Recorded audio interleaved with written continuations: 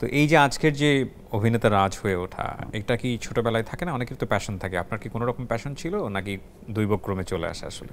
না, এটা কোনো রকম কোনো ধরনের প্যাশন ছিল না। প্যাশনটা এখন গ্রো করছে বেসিক্যালি। আচ্ছা, আমি কখনো ওরকম করে ছোটবেলা থেকে জীবনে ভাবিও নেই আসলে আসলে এটার সাথে আমার কোনো অ্যাটাচমেন্ট হবে। তাহলে অ্যাক্টিংয়ের শুরুটা কিভাবে হলো? শুরু হলো, আমি যেহেতু দীর্ঘ অনেকদিন ছিলাম মডেলিংয়ের সাথে ইনভলভ ছিলাম, তো অল অফ সাডেন আমাকে আসলে আবার শুরুটা হয় আসলে রেদন রনির হাত ধরে। চরকির যিনি যে দায়িত্বে সিইও, এখন সিইও। আচ্ছা, সো আসলে উনি তো তখন ফিল্ম মেকার ছিলেন। আর আমার মনে হয় যে আমরা যখন সিনেমা করতে আসি ওই টাইমে আসলে ওনারা as a young film maker হিসেবে আসলে ওই ইম্প্যাক্টটা আসলে মার্কেটে ছিল। সো আমার প্রথম আসলে শুরুটা হয় রেদন রনির হাত ধরে। সো যাত্রাটা তার হাত থেকে। সো উনি আপনাকে অফার করে বা সামথিং লাইক? হ্যাঁ, আমাকে অফিসে ডাকেন, অডিশন দেই, অডিশন দেওয়ার পর ইনফ্যাক্ট আমি জানতাম না আমি কি কাজে যাই ওই জায়গায়। ওকে। দেন 2-3 দিন যাওয়ার পরে আমাকে যখন আসলে একদিন বললো যে আমি একটা সিনেমা বানাচ্ছি, সিনেমাটার একটা ক্যারেক্টার আসলে তোমাকে নিয়ে করতে চাই, তুমি অনবোর্ড হও। তো আমার কাছে তো এটা আসলে আকাশে চাঁদ পাওয়ার মতো সমান। আপনি ওনার ছবিতে ফার্স্ট কাজ করলেন, এরপরে আপনার কাজটা কি হলো? এরপরে আসলে আমি খুবই বাজে টাইম ফেস করি আমার লাইফে। কেন? বাজে টাইম না, এটাকে বাজে টাইম বলবো না, আমি ডিফিকাল্ট টাইম বলি আমরা। ডিফিকাল্ট টাইম বলি এটাকে আমরা। ওই ডিফিকাল্ট টাইমটা আসলে আমাকে খুব ভালো জিনিস করার জন্য কি করছে ইনফ্যাক্ট। তো আমি সিনেমা করার পরে একটা সময় আমি আবারও গোল ফিক্স করতে পারলাম না, যে প্রথম সিনেমা করার পরেও যে আমি কি অ্যাক্টিংটা কন্টিনিউ করবো। আসলে ফিল্ম করলাম, তাহলে ফিল্ম করা উচিত নাকি আসলে নাটকে যাব না ফিকশন করা উচিত। তো মানুষ এই জায়গায় যাদেরকে চিনতাম জানতাম, কেউ আসলে আমাকে বিভিন্নভাবে মোটিভেট করা ট্রাই করা শুরু করলো যে ফিল্ম করো, কেউ বললো যে না ফিকশন করো। তো আমি সবার সবকিছু শুনে দেন হচ্ছে সবকিছু বন্ধ করে মডেলিং এ ব্যাক করলাম। ফিল্মও করবো না, ফিকশনও করবো না। হ্যাঁ, সো আমি মডেলিং এ দেন হচ্ছে আমি আবারও টানা 1-2 বছর মডেলিং করলাম। আই হ্যাভ টু সার্ভাইভ নাও। সেটাই। ওই জায়গা থেকে আমি আবার মডেলিং শুরু করলাম, আমি একটু ঠিকঠাক হলাম।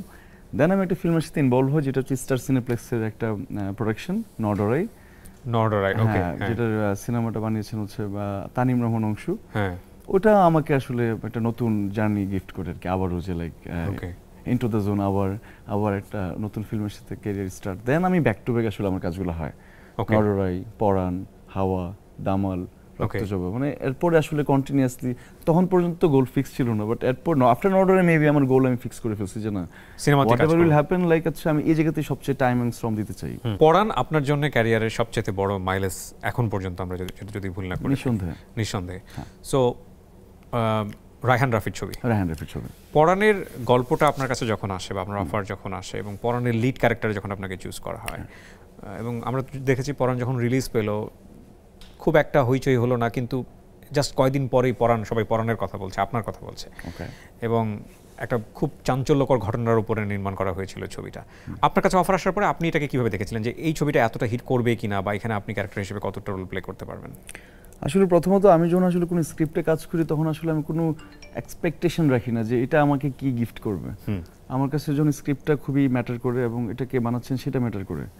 তো রাফি অলরেডি ওই টাইমটাতে খুব স্টাবলিশড, ততক্ষণ পর্যন্ত পুরামন 2 বানালো, এরা অলরেডি ও আসলে he is a good film maker, এটাকে আসলে স্টাবলিশড করার কিছু নেই। সো পরাণের পরে প্রথম যে স্টার ভাইবটা পাওয়া একবারে আম জনতার কাছে, সেটাই তো ফার্স্ট আপনার কাছে আসলো। হ্যাঁ, একদমই তাই। যে সবকিছু মিলিয়ে খুব ভালো চলছিল, এবং আমরা দেখলাম যে রাজকে নিয়ে অন্য এক ধরনের সমালোচনা তৈরি হলো।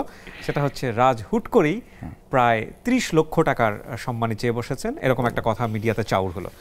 এবং এটা নিয়ে আমি দেখলাম যে আমাদের খুব বিখ্যাত যারা ডিরেক্টর ছিলেন সেই সময় এফডিসির, এবং স্টিল তারা এখনো আছেন, তারা বিভিন্ন রকমের কথাবার্তা বলা শুরু করলেন।